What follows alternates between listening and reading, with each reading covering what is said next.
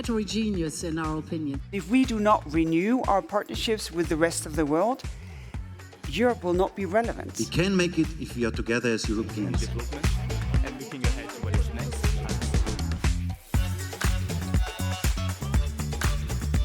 Do you genuinely believe that countries will manage to reach these very ambitious targets?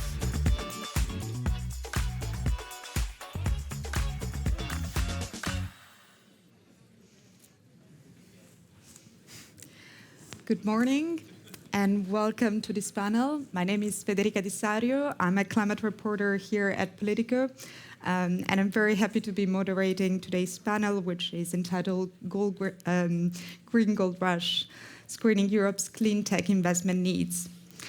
So, you know what they say, the first step to fix a problem is admitting that you have one, and Europe has done that. Europe has admitted it has a clean tech and competitiveness problem.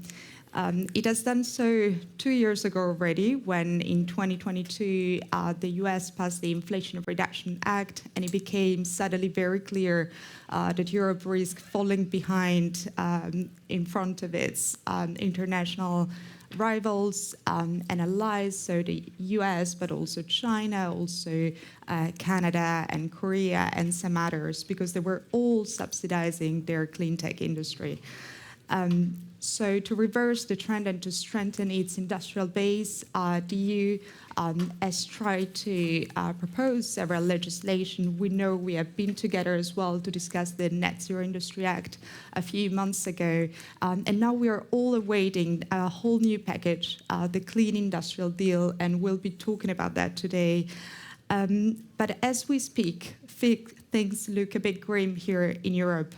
I was just reading the news, of course, and battery giant Nordvolt at the beginning of the month has rolled back its expansion plans in northern Sweden, and it has even fired over 1,000 employees, workers.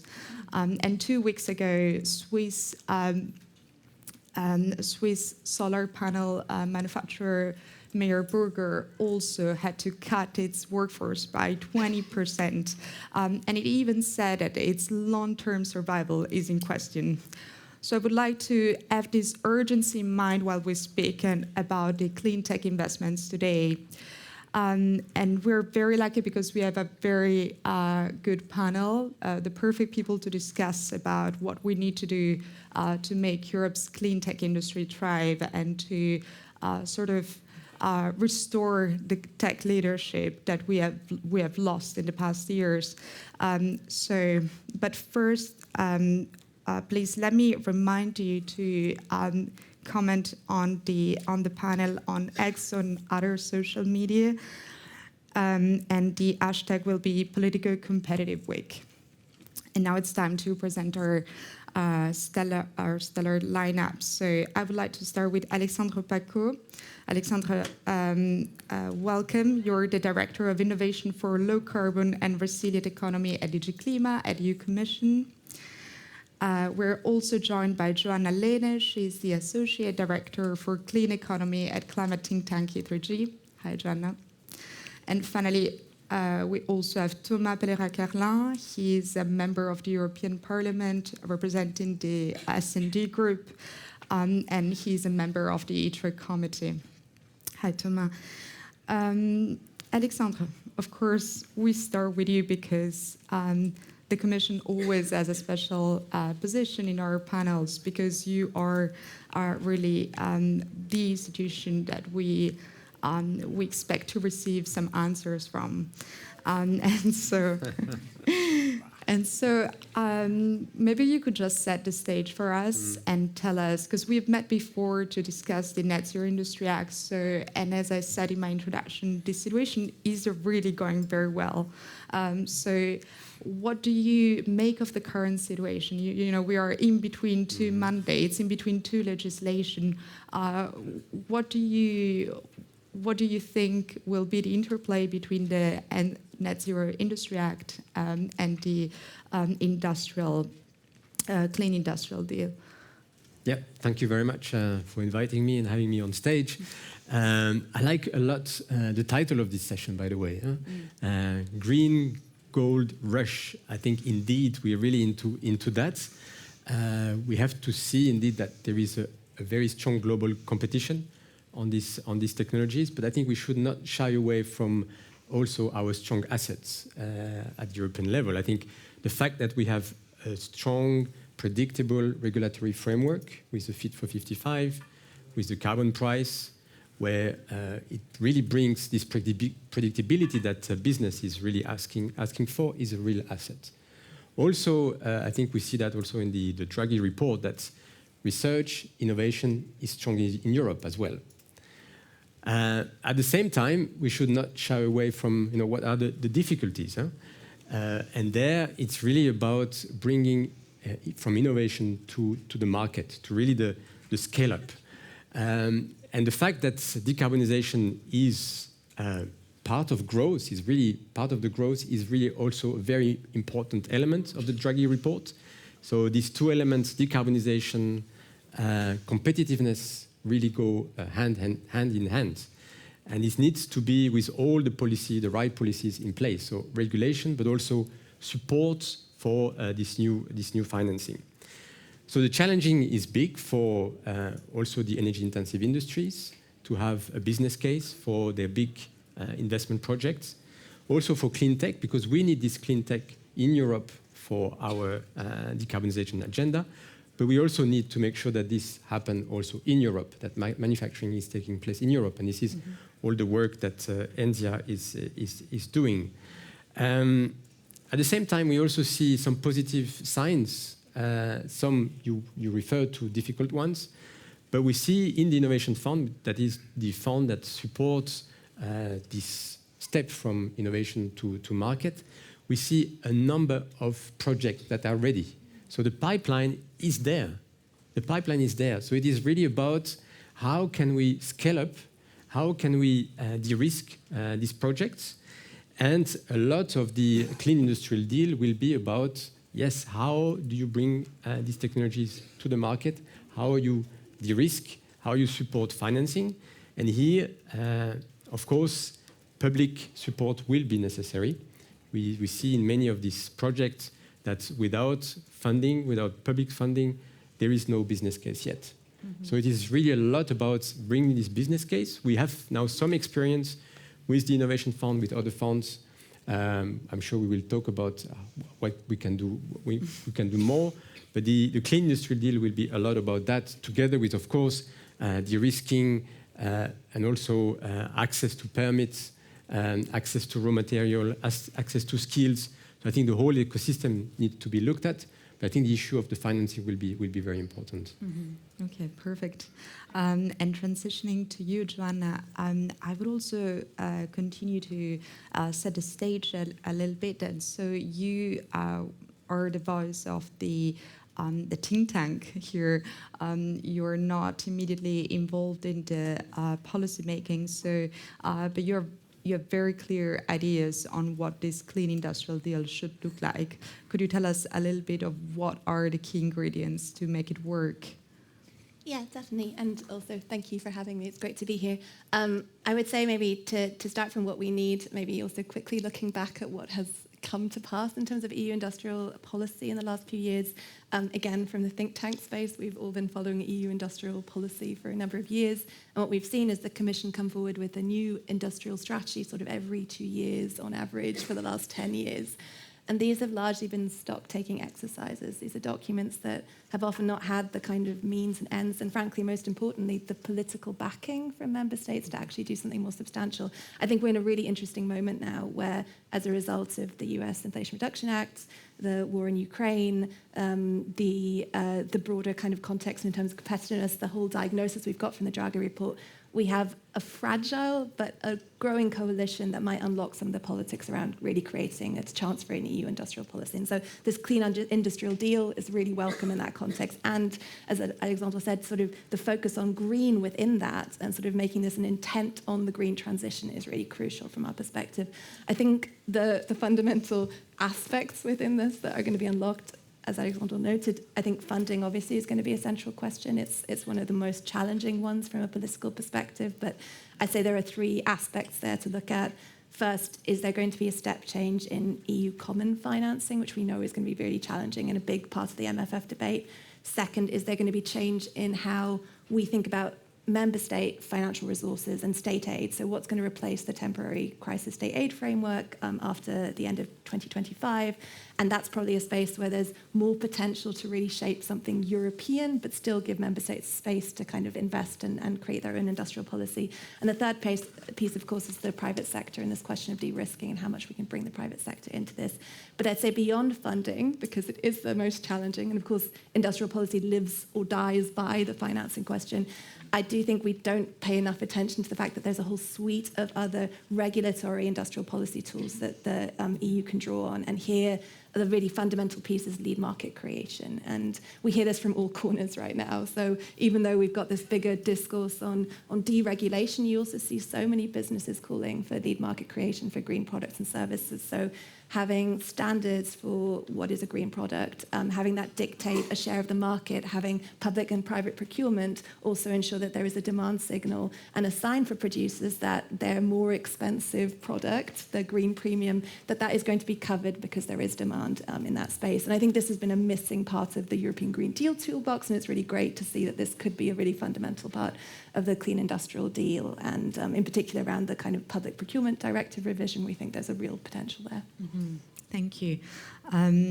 Lots of ideas here to unpack, but I'll go to you, Thomas, and I will just ask you, so Joanna said that so far the industrial strategy that was proposed by the Commission has been mostly a stock-taking exercise, and you were nodding when she said that. And so how do we make sure that this time, I mean, we all seem to have a copy of the Draghi's report near to our bed, but how do we make sure that beyond reading it and explaining it to each other, we actually implement it? She mentioned a crucial thing, which is going to be really making sure that member states will be part of the discussion. But to you, because you're an MEP, I would like to know, where do you see the politics going?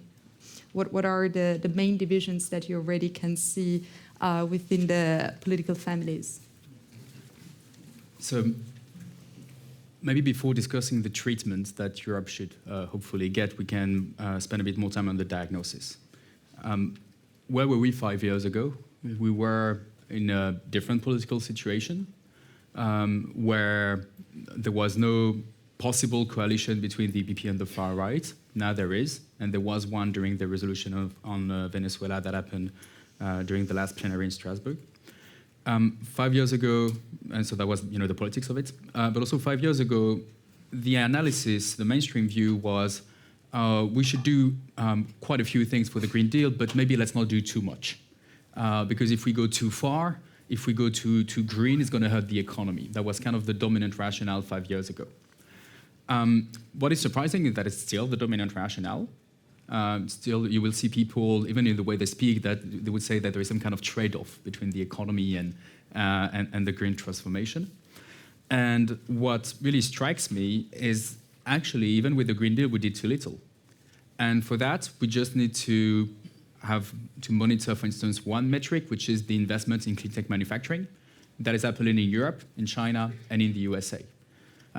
So when I speak about clean tech manufacturing, I'm talking about mostly private investment of creating new factories to produce the electrolyzers, the batteries, the heat pumps, the solar panels, the wind power components that are essential for the clean tech revolution. What we've been doing in Europe over the last 5 years, on the regulatory side, was broadly okay. It was great on a few things, especially electric cars, but now there are people pushing to roll that back. And on other pieces of regulation, it was, let's say, sorry, it's not a scientific word, but kind of both. I'm thinking here especially on the heating systems, when we have no clear regulation on the end of oil heating and fossil gas heating, even 2 years into the full-scale war, when Vladimir Putin is using gas as a key source of revenue. So on the regulatory side, there were some good things. There were some, let's say, underwhelming progress that happened. But on the investment side, I mean, Europe is nowhere to be found on the global map. Let's be clear. China has its 5-year plan, creating a lot of predictability. The USA had nothing until, well, nothing. They had not a lot of things. They had the recovery program in the US. So, in Europe, we talk about Next Gen EU. In the US, they had the Build Back Better, which was $7 trillion, like $7,000 billion of investment. And then there was the infrastructure bill, which was a few hundred billions, I forgot the number. And then there was an Inflation Reduction Act, which is budgetarily uncapped. And so people assume that it's going to be between $400 and $1,200 billion. And so the US came up with this investment framework with a lot of public support in quantity, but also a lot of public support in terms of quality and predictability. And that's where we're lacking in Europe. We've done a couple of good things. For instance, the first wave of the hydrogen bank, but here we are in the millions of euros, not in the billions or the trillions. But that's a good example. It's a prototype of what Europe can achieve. But on investments, I mean, we are pretty much nowhere to be seen because we are nothing really at the federal level, at the EU level. And if we look at the national level, what do we have?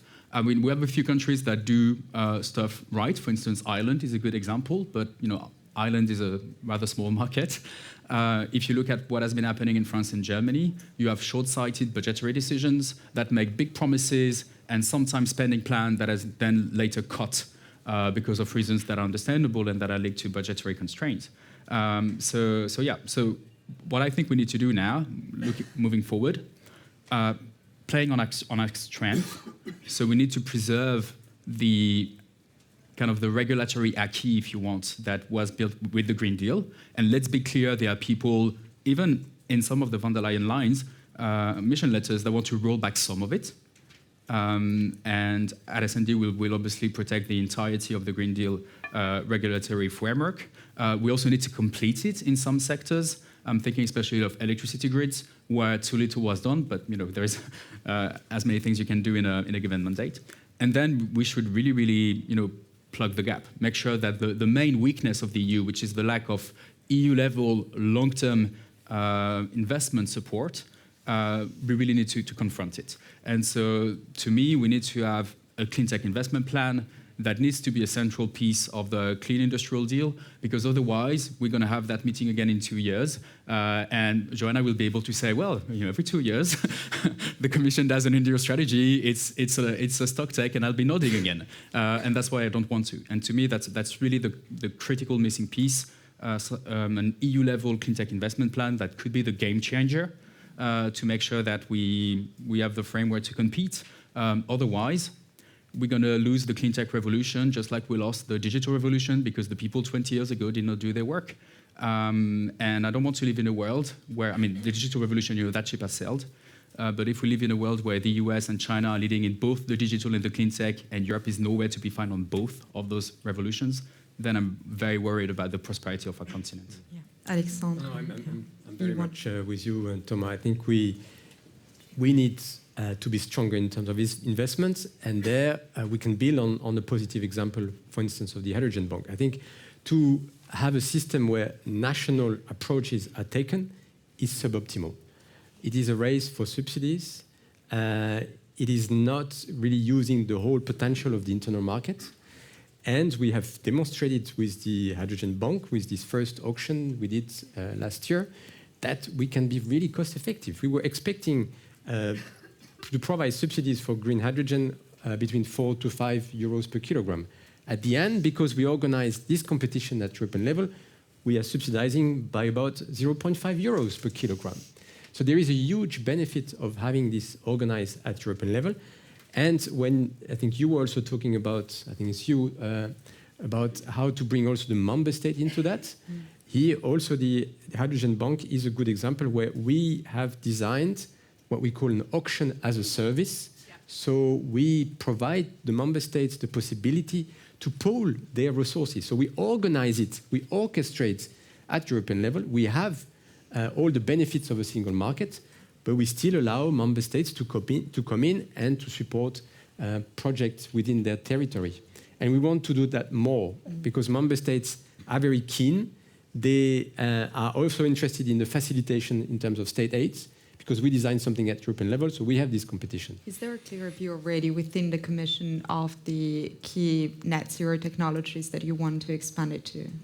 I think it's already quite clear in the Net Industrial Act. I think we have a list of strategic technologies. Now we are working on hydrogen electrolysis. We have also under the Innovation Fund a specific window for clean tech manufacturing. So I think there we have identified the technologies that are key for Europe, and that should also be, to the extent possible, manufactured also in Europe. But I want really to stress this cost-effective way, because I mean we need investment, but we also have public support that is also limited. We will see, of course, with the next MFF. But what we hear also from the side of member states is that there is a limitation of the budget that is available. And if we can do that at European level in a very cost-effective way, that's the best. And just, Joanna, tell me.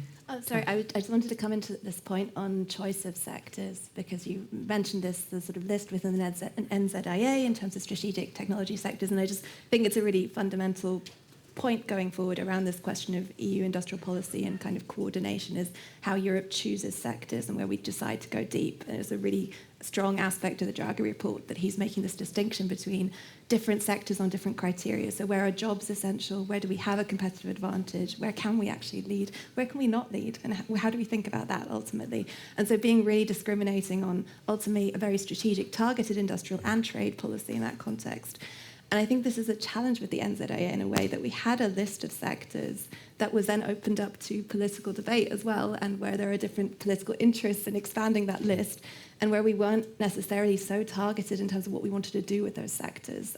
So yeah, very keen also to hear about how that might look differently going forward in terms of choice of sectors and how we decide we need different approaches for them. It will be a lot about which sectors, technologies, do we focus in our support mechanism? Then you were also talking about lead markets. So it is very clear that energy-intensive industries need support, that we need to create lead markets for clean steel, clean cement, because we want also to preserve manufacturing of these key products in Europe, because they are so strategic for our economy. But it's not clear to me whether there's going to be a cash pot for the energy-intensive industry as part of the Clean Industrial Deal, because I see the competitiveness fund, which is going to be for clean tech, but it's unclear to me whether the energy-intensive industries will also get something. Too early to say, but I don't think the competitiveness fund would necessarily only focus on clean tech. Right. I mean, of course, this is still subject to reflection and input and debate. But when the president was announcing in our political guidelines his competitiveness fund, I think it has also a broader perspective. Also, like the Draghi report, it's not only about clean tech; it's also about energy-intensive industries that we need also for Europe. Yeah, absolutely.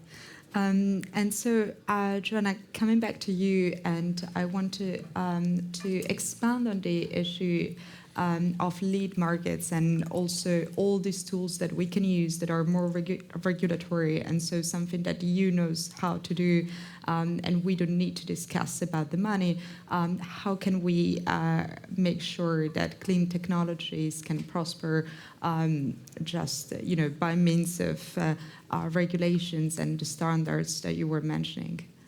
Yeah, I mean, as I noted, it's a fundamental point. It's not an easy one either politically. Yeah. So everyone sort of recognizes everyone wants a green steel standard, everyone wants a green concrete standard, or green, But we know how contested these are. We've had discussions about green hydrogen for years. This is something that is really political. Ultimately, everyone knows the story of the EU taxonomy in that context.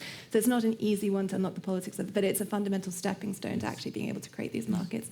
I think there's also a really interesting question, and it comes back to this choice of sectors and where we choose, on how open these lead markets are to international producers, ultimately, to international demand, and the question of kind of where do we want local content requirements, where is that necessary, and where is it actually really helpful to kind of pool and think about an international component here. And maybe to come back to the energy-intensive industries here in this question of how we focus on them and support them, I think this is one of the spaces where we will have to make very hard political choices about what works within Europe and what doesn't, or what works where in Europe and what doesn't. And don't get me wrong, I work on energy-intensive industries in detail. I think it's fundamental that there is a huge and strong manufacturing capacity in Europe and that decarbonisation comes at pace. But I think there are really very live questions about renewables, resources within Europe, access to certain critical raw materials, and where there has to be a very frank conversation about ultimately what aspects of supply chains need to stay in Europe and which don't, and what that means for the overall costs of the transition. Yes. So I think, and I think that's politically incredibly difficult, especially for the Commission to lead a conversation on that. I think. No, it's don't shy away. It's not just the Commission; it's also with the Parliament, the member states. But they're like on the energy-intensive industry, there are some interesting ideas also in the Draghi report, like carbon contract for difference. This would be, quite of a powerful tool to support projects.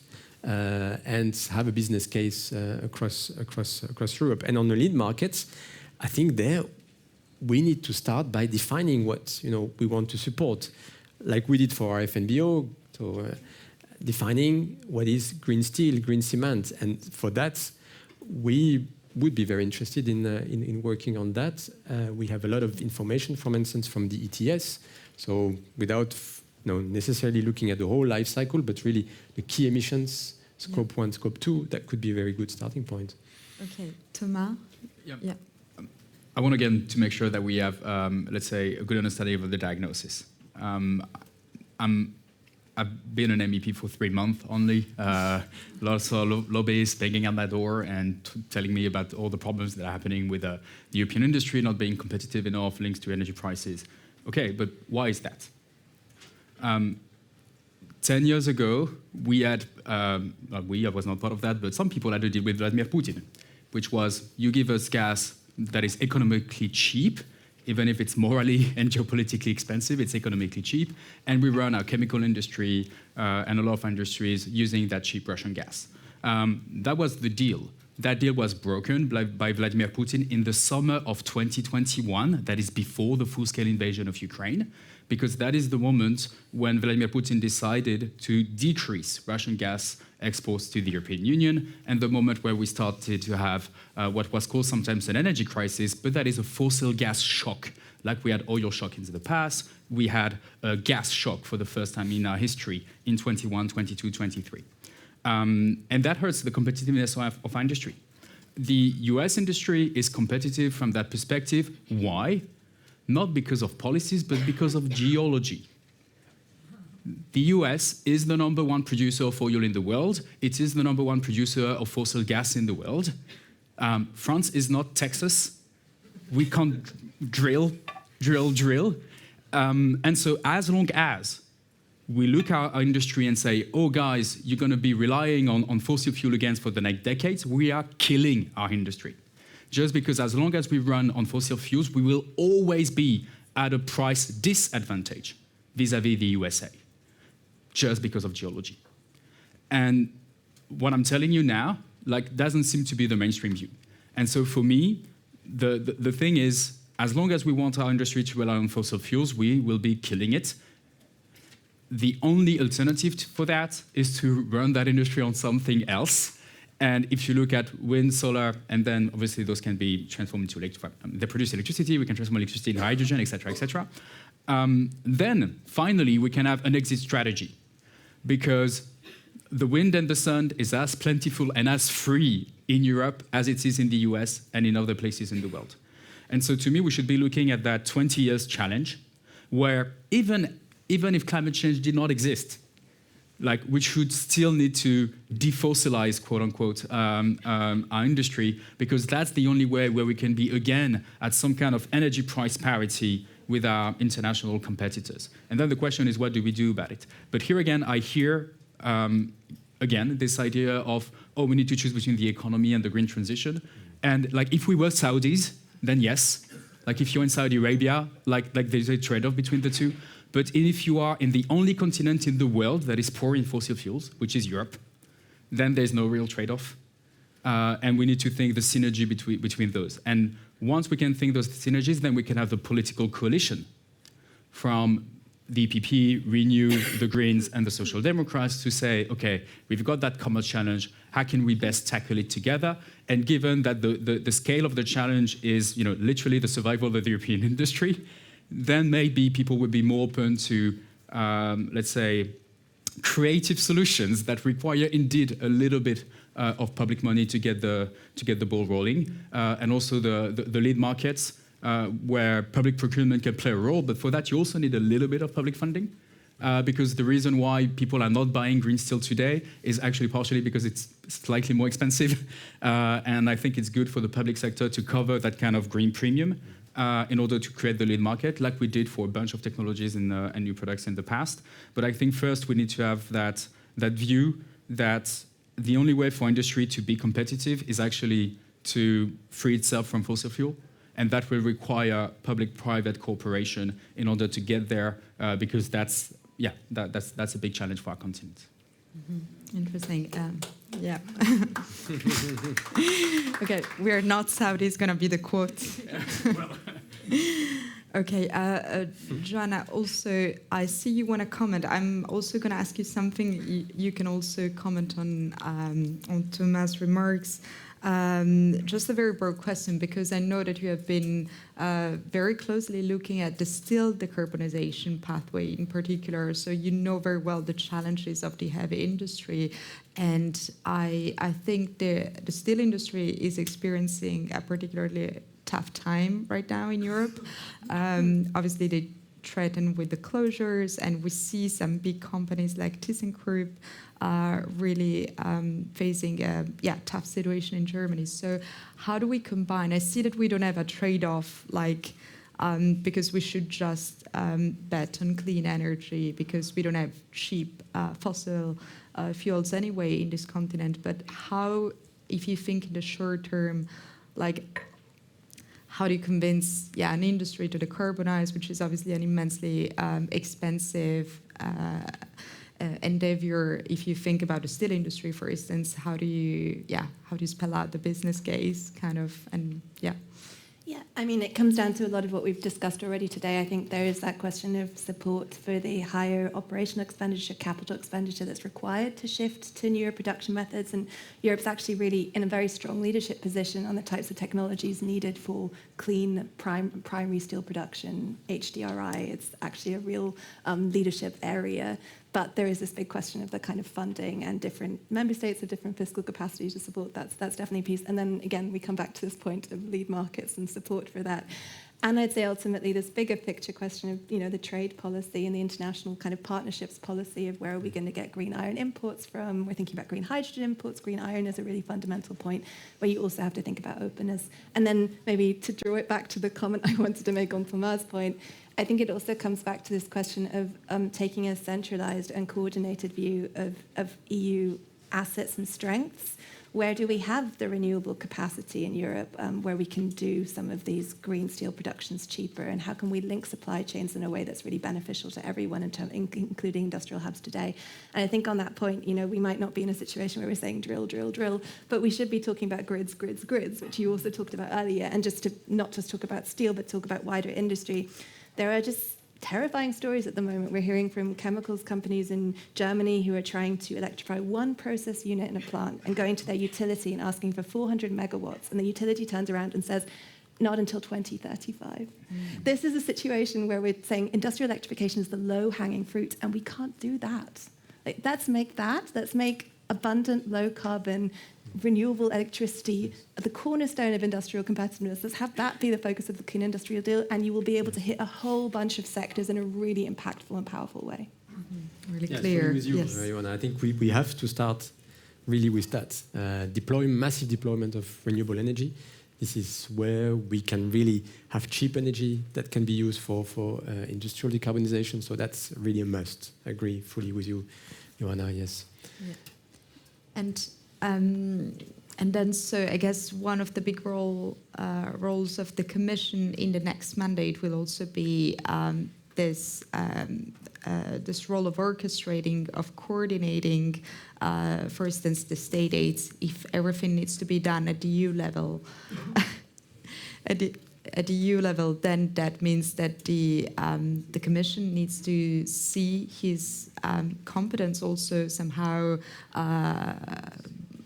emboldened somehow. I think we have already a lot of instruments, tools, and we'll need to see in the next months and years whether we can ramp them up. But still, the fact that we can define what is low-carbon products, I think the elite market was mentioned several times. The fact that we can, with the Innovation Fund or other funds, really support with some public money, cover the premium, I think would be very important. How can we also pool national resources with member states? How can we facilitate state aids in that case? Will there be a sort of change of scope of the Innovation Fund? Because we have seen in the previous years it has been used. It's already very, very, I would say, broad and quite open to what we can do. We've been pushing it, to the maximum with the auction. Now we've published last Friday the second round of the renewable hydrogen auction. And there we're also innovating because we haven't spoken a lot about it, but security of supply is very important. And we have designed the new auction with criteria which relates to resilience. Because we see here the big risk from China to become the dominant player in terms of electrolyzers. So a project will have to have maximum 25% of the electrolyzers sourced from Europe. So I think we are putting into place what we see in ENSIA, really with the Innovation Fund. But okay, that's the starting point. I really hear the need for more, for faster, and for this investment focus that we need for the next years. Okay, perfect. I'm really sorry we need to wrap up. I'm really sorry, Thomas. Interesting topic, yes. Yeah, we could continue for 2 hours. Yes. Okay, thank you so much, everybody. It was incredibly interesting, and thank you so much. Please remain seated because there will be another panel moderated by my colleague Helen Collins. Thank you. Thank you.